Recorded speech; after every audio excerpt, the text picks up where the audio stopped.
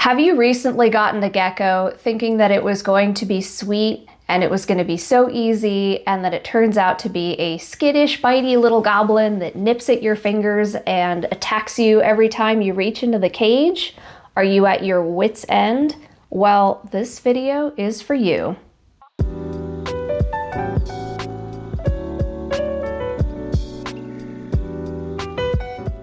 Hello gecko people! If you're new here, welcome to my channel, and if you're returning, welcome back. Today we're going to be talking about unwanted aggression in geckos. This can happen with any species, and we're going to be going over advice about what to do if you have a gecko that is constantly biting or showing behavior that indicates stress, and what might be actually causing that behavior so that maybe you can fix the root of the issue. So if you like the sound of that, keep on watching. The first reason is change in environment. So these guys are creatures of habit. They like their routines. When you take them completely out of their original home, they're going to be stressed, and that's natural. Most breeders will tell you at least 2 weeks before handling any new animal. And even if you've gone through that 2-week period and then you start trying to handle it, it may take some time to adjust. We introduce new animals into our home, on a fairly regular basis as we're breeders. I will be around the gecko and sort of not shy away from talking around it and walking around and being visible, because as the gecko is getting used to your the new environment, they will be getting used to you as well. And if your voice is familiar and your face is familiar, then when you show up to clean their cage or try to handle them, they won't be like, "Whoa, who the heck is that?" Because they'll have seen you, they'll at least kind of know who you are, and you can make positive associations with them, with handling and treats and other things without them having that initial fear reaction. The second reason that your gecko may be stressed is improper care. So the fix for improper care is obviously just dialing in the care requirements for the species that you have. Maybe the gecko feels a little bit too dry, maybe they're a little too cold, maybe you've heard that, oh well, New Caledonian geckos, room temperature is totally fine, but room temperature can mean different things to different people. Some people like to have their house at 64 degrees and that's way too cold. They aren't gonna die or anything from that, but they're not going to feel their best. They're going to feel stressed like you would if you were cold all the time.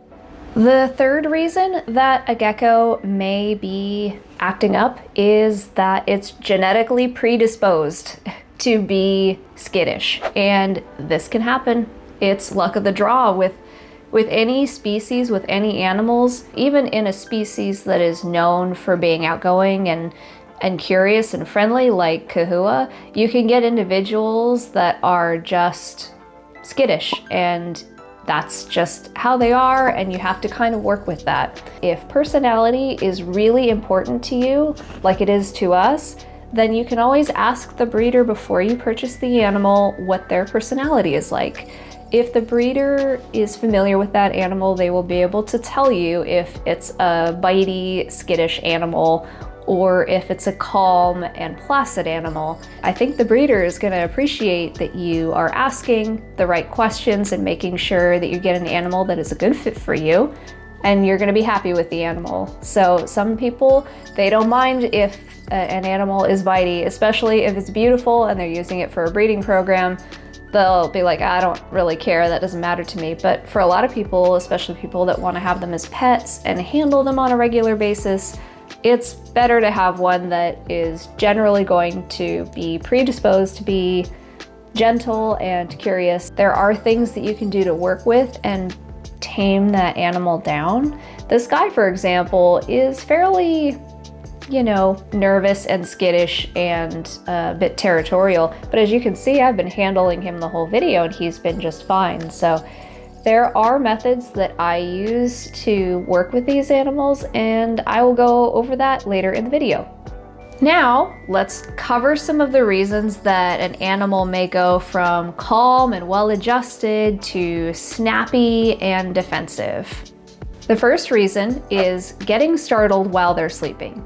Imagine you're in your room at night, sleeping, having a dream, and then all of a sudden you wake up and a stranger's in your bedroom grabbing you.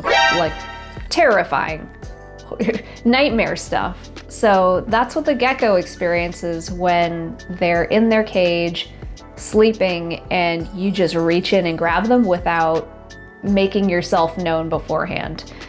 So for that, I would just say, learn to recognize the signs of a sleeping gecko. These guys, as you see, don't have eyelids to speak of.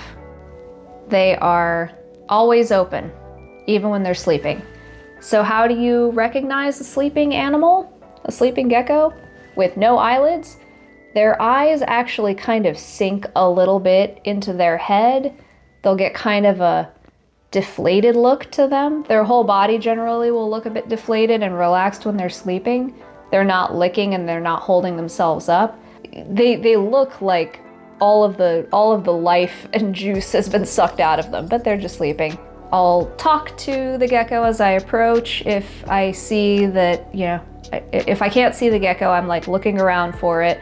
If I see that it's sleeping, I start saying like, oh, hi there, and tapping a little bit, just very gently, waiting for it to wake up. And you can kind of see the eyes like suck back out into their normal position. You can see them start to focus. Just give them a second and you can see them start to lick. You can see them start to maybe move around.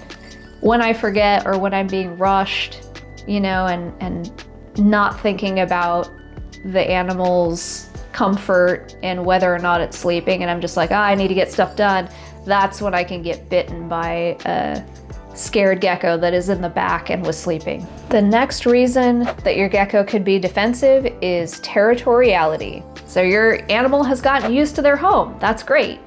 However, the downside of that potentially is if they are a male, they will view that as their territory and they are going to defend it from anything coming in. That includes you. Even though you feed them and water them, doesn't matter. If you're coming into their territory, they're going to act like you're a threat. And that's just something that some males are going to do. It's certainly not all males. In fact, I would say with chewies, I have 3 or 4 males out of all of my animals, and I have a lot, that display that behavior on a regular basis. That is, anytime I reach into the cage, they're probably going to bite me. One of the things that I recommend is coming up with just a safe way to get the animal out of the cage, because once that territorial animal is out of their environment that they're defending, it switches off immediately and they become placid and completely friendly. This guy is a perfect example of that. He is one that started showing some nippy behavior and some defensive territorial behaviors, but when he is out, he is perfect little gentleman. It's something that only really happens in the sphere of their environment that they are defending. So once you remove them from that, the behavior will stop. The next reason is that they may be bug hungry. You have a baby and all of a sudden it starts snapping at your fingers, at water droplets, at literally everything that moves. Even if you walk by the cage, they are like snap, snap, snap. That's probably a case of your gecko just being really enthusiastic about bugs, and they think everything might be a bug. A person walking by, the movement of that will make them snap like, what are you gonna do, eat me? I'm huge. They're so excited about bugs at that stage, especially, that they're just gonna bite at everything, and it's not a bad thing. It means that you have a really healthy young animal that is excited to eat. So the way that I would deal with this is make a routine that they can start to recognize about when you're going to feed them bugs. I feed crickets, and I use a bag that I sort of put the calcium powder into that I coat the crickets in. And the rustling of that bag is the signal to every gecko in my room that crickets are coming. If you start doing a routine, you're using, whether or not you use tongs or a certain food dish, and then reinforce that by giving them the bugs that they expect, they're gonna start associating those specific things with bugs and less everything. And once they get old enough, they're going to know what the routine is, and they're not going to start snapping at your fingers unless you reach in without warning and have painted fingernails like I do, because that can happen sometimes. The next reason your gecko may be feeling angry is they're going to shed. They're going into shed and they're very vulnerable. And sometimes they get to be a real grumper around shedding time. They generally are more vulnerable in the wild when they're about to shed and shedding. So they're going to be a bit more defensive around that time naturally, and the cycle of how often they shed can vary from animal to animal, but you'll start recognizing the signs that they're close to shedding. If they stop sticking to the wall very well, they'll start to look dull. Their scales will start to have almost like, when it gets really close, they almost have, you can see the second layer, you can see the skin underneath. Another thing is that sometimes when they're about to shed, their appetite decreases, so they're probably hangry as well. Just plenty of reasons for them to be a little bit sour around that time. And the final reason is hormones. So this is specific to crested geckos in particular. I've never had this happen with chewies. I've had it happen with leachies though, where the male's natural behavior when breeding is to bite. And so during peak breeding season, usually between the months of like April and September is what I would consider to be peak breeding season for them, they will bite and not let go. And they will do some other interesting things, like maybe start making some odd noises you've never heard. They might start moving their head back and forth in this very jerky way. Once it starts becoming a cooler season, usually around fall and winter time, they'll usually calm down and the hormones will stop being so crazy. If you are petting your female and she starts to shake her head and make like a strange noises that you haven't heard before, that's her telling you, hey, I'm not receptive and I'm not interested, so stop trying to mate with me. And if you keep petting her after that, she'll likely turn around and give you a nip. Listen to your female when she gives you those signs. That might be why you're experiencing that sudden change in behavior.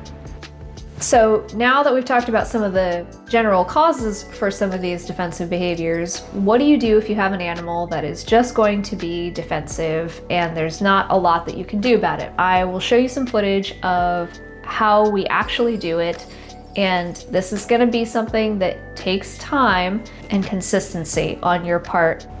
Now, this is Olivine. She's the most skittish gecko that we have. She's also had a wiggly tail since we got her as well, but she's done very well. Her tail is recovered almost completely. And right now I'm cleaning her cage and all of her furniture is out. But she is watching me because she's afraid. So I'm gonna be really gentle.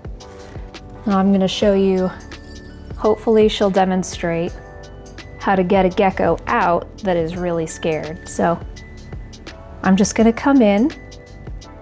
Hey, Olivine. Hi, Olivine, good girl. Here I come. I know, scary. Here I come, it's okay. Oh, I know. I know, kiddo. Come here. Whoop. Oh, I know, yeah. It's kind of nowhere to go. Whoop. There we go, there we go, there we go. And time to hand walk, time to hand walk, time to hand walk. Here we go. Hi, girl. Hey. Hey, Olivine. Olivine, look at me. Hey. Hi. Hello. Hey there, good girl. She looked me in the eye and she calmed down, and then she started to go up my arm, but stopped because previously I'd sort of stopped her. And then when I told her it was all right and I didn't stop her, she went right up to my shoulder.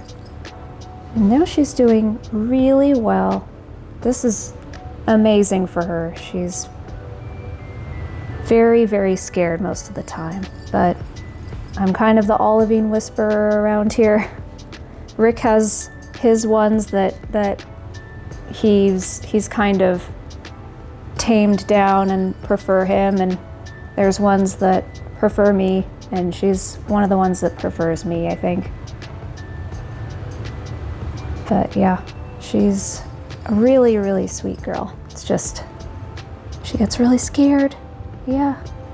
It's worse when she has a lot of furniture in the way, because she scrambles and hides and runs and knocks everything over, and it's chaos. But it's a little bit easier once you've taken her furniture out to get her out. And now she's just being really good. Sorry about the noise in the background. That's the heater going, and so I kind of can't really do anything about that, but I figured I would show my technique for dealing with a potentially bitey or nervous gecko. This is PBI 123. We still need a good name for him. He's a holdback, but he has displayed some signs of defensiveness and territorialness, so getting him out can be a bit of a challenge. I don't know if you can see him. I'll point to him when I open the cage, but this is what I do. I say, hey buddy, hi, do you see me? I make sure that he sees me and he knows that I'm here. So if he wants to attack me, he'll probably stare at me and get ready and tensed and try to strike me. I don't know if he's in the mood to strike me right now, but I have a paper towel tube. These are handy for a lot of things, but one of them is to reach in case the gecko's feeling like biting you. It won't hurt them to bite it, and then it won't hurt you either. So the goal here is to get him out. And to do that, we want to disable his sort of territorial response. So I'm just gonna come in nice and easy. Hey buddy, hey, is this okay? Oh, no, yeah, see, he wants to hide. So that's good. He's not initially biting me, but now we have the common problem of they're in a corner where you kind of need to reach in there. So I'm gonna try and encourage him to come up so I can more easily handle him. Hey buddy, come on up.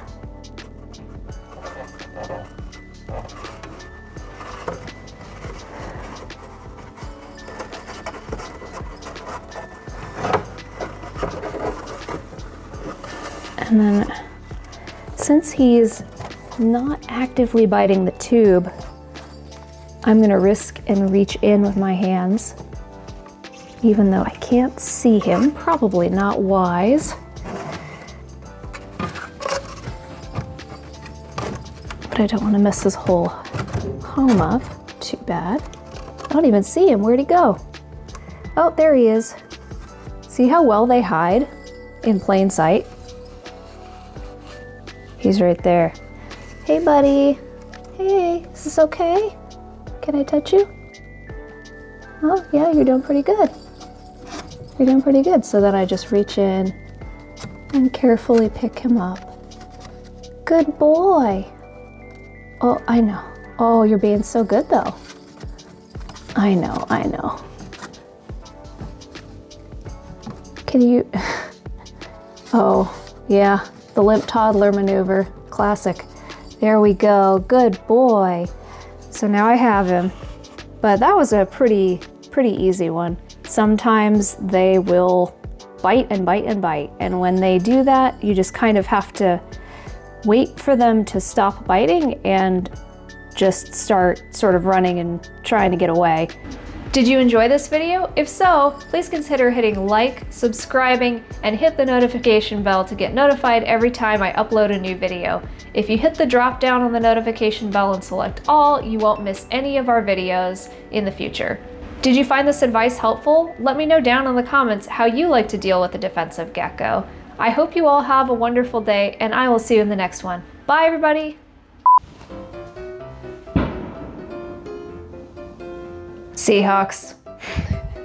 I will have all of them down in the description, and there's more fireworks. I guess the Seahawks are doing well.